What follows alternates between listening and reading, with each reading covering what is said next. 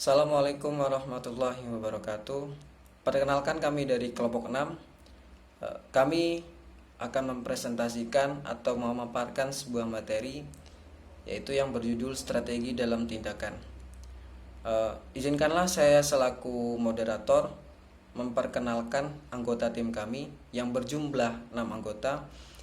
Yang pertama adalah Saudara Muhammad Ucok, yaitu dengan saya sendiri. Yang kedua, Saudari Ririn Putri Ardianti. Dan yang ketiga, Saudara Nandar Iskandar. Yang keempat, Saudari Yunisa.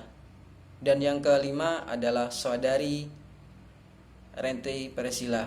Dan yang keenam atau yang terakhir yaitu adalah Saudari Khalifah Husnul Khotimah.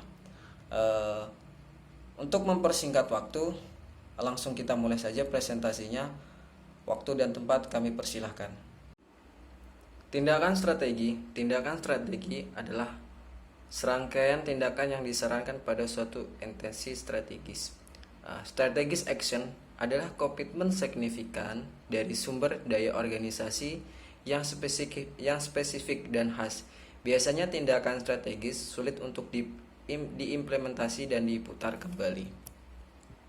Tujuan strategis adalah sebuah penjabaran dari pernyataan misi yang dikembangkan dengan spesifitas yang lebih besar mengenai bagaimana suatu perusahaan akan melakukan misinya. Tujuan strategis di sini juga mencakup 5, yaitu yang pertama itu pangsa pasar yang lebih besar, yang kedua waktu pengiriman yang lebih cepat, yang ketiga waktu rancangan yang singkat, yang keempat yaitu biaya yang lebih rendah, dan yang terakhir adalah kualitas yang lebih tinggi. Selanjutnya adalah tujuan jangka panjang. Tujuan jangka panjang adalah presentasi hasil yang diharapkan dari pelaksanaan strategi tertentu.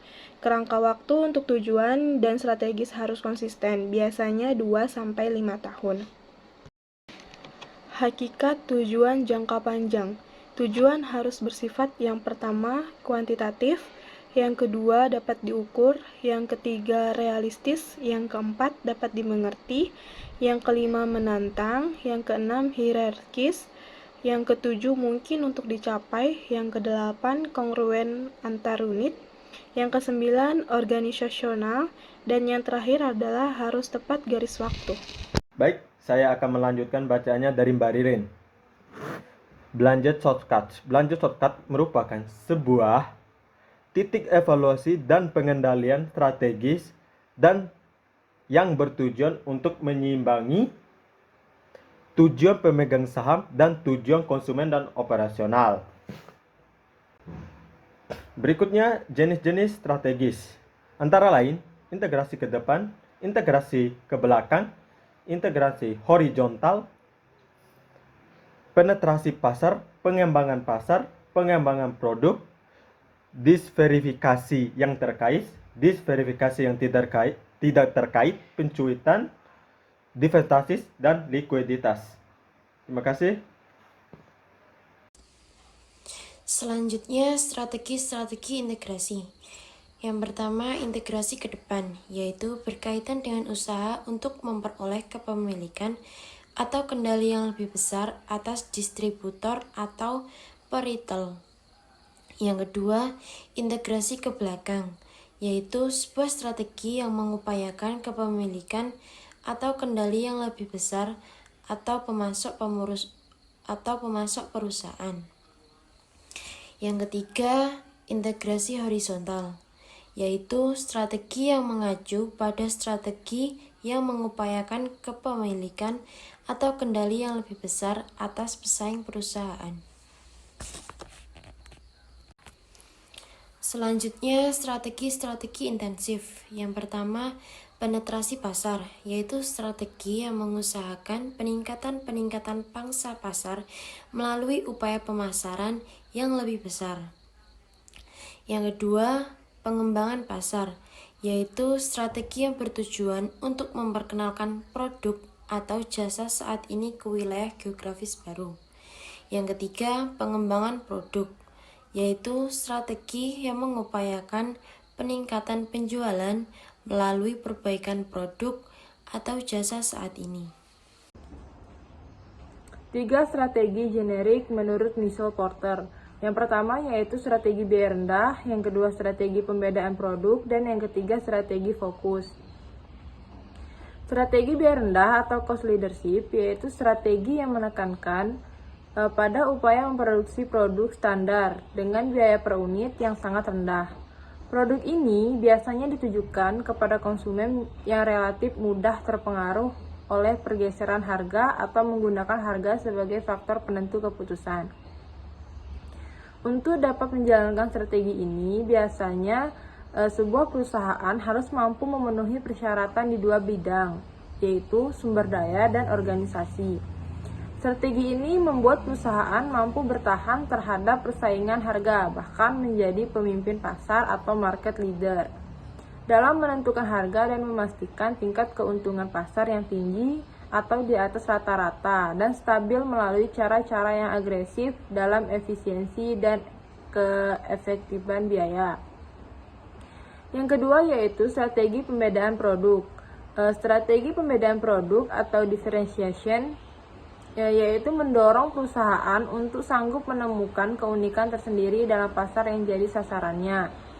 Keunikan produk barang atau jasa yang dikedepankan ini memungkinkan suatu perusahaan untuk menarik minat sebesar-besarnya dari konsumen potensialnya. Pada umumnya, strategi biaya rendah dan pembedaan produk diterapkan perusahaan dalam rangka mencapai keunggulan bersaing terhadap para pesaingnya pada semua pasar. Dan yang terakhir yaitu strategi fokus. Strategi fokus digunakan untuk membangun keunggulan bersaing dalam suatu segmen pasar yang lebih sempit. Strategi jenis ini ditujukan untuk melayani kebutuhan konsumen yang jumlahnya relatif kecil dan dalam pengambilan keputusannya untuk membeli relatif tidak dipengaruhi oleh harga. Dalam pelaksanaannya, terutama pada perusahaan skala menengah dan besar, strategi fokus diintegrasikan dengan salah satu dari 2 strategi generik lainnya, yaitu strategi biaya rendah atau strategi pembedaan karakteristik produk. Strategi ini biasanya digunakan oleh pemasok tertentu untuk memenuhi kebutuhan suatu produk, barang, dan jasa.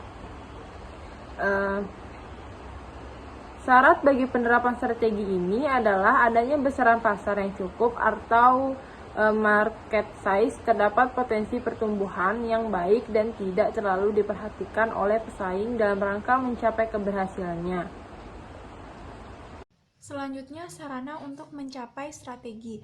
Yang pertama, usaha patungan atau kemitraan merupakan jenis aliansi strategis yang mana usaha patungan adalah bisnis yang dibentuk oleh 2 atau lebih dari 2 orang untuk jangka waktu terbatas dan dengan tujuan tertentu, di mana 2 orang atau lebih dari 2 orang ini setuju untuk menjalankan bisnis dan saling berbagi dalam keuntungan. Yang kedua, ada merger atau akuisisi. Adalah 2 cara yang lazim dipakai perusahaan untuk menjalankan strategi. Merger sendiri terjadi apabila 2 organisasi yang berukuran kurang lebih sama bersatu untuk membangun satu unit usaha. Akuisisi sendiri terjadi ketika sebuah organisasi yang besar membeli atau mengakuisisi suatu perusahaan yang lebih kecil dan sebaliknya. Yang ketiga ada akuisisi ekuitas swasta. Yang keempat, keuntungan pelaku pertama. Mengacu pada manfaat yang mungkin diraih sebuah perusahaan dengan masuk ke pasar baru atau mengembangkan suatu produk atau jasa baru sebelum perusahaan pesaing melakukannya. Yang kelima, pengalih kontrakan. Alih kontrak proses bisnis adalah bisnis baru yang berkembang dengan pesat yang melibatkan tindakan suatu perusahaan untuk mengambil alih operasi-operasi fungsional seperti sumber daya manusia, sistem informasi, penggajian, akuntansi, dan pemasaran dari perusahaan lain. Manajemen strategis di organisasi nirlaba dan organisasi pemerintah. Yang pertama, lembaga pendidikan. Lembaga pendidikan lebih sering menggunakan teknik dan konsep manajemen strategis, di mana untuk lebih mengefektifkan pengalokasian sumber daya yang ada dalam rangka mencapai tujuan pendidikan. Yang kedua, ada organisasi kesehatan. Di rumah sakit yang pada mulanya dimaksudkan sebagai penampungan orang-orang yang sakit ataupun sekarat, saat ini menciptakan berbagai strategi baru seperti strategi-strategi saat ini yang dijalankan oleh banyak rumah sakit meliputi penyediaan layanan di rumah, penyediaan tenaga perawat di rumah, dan penggunaan berbagai pusat rehabilitasi. 3. Badan dan departemen pemerintah. Badan dan departemen pemerintah seperti kepolisian, asosiasi kehutanan, dan departemen kesehatan bertanggung jawab untuk merumuskan, menerapkan, dan mengevaluasi strategi-strategi yang menggunakan uang hasil pajak rakyat dengan seefektif mungkin untuk menyediakan layanan program. Cukup sekian presentasi dari kami. Saya selaku moderator undur diri.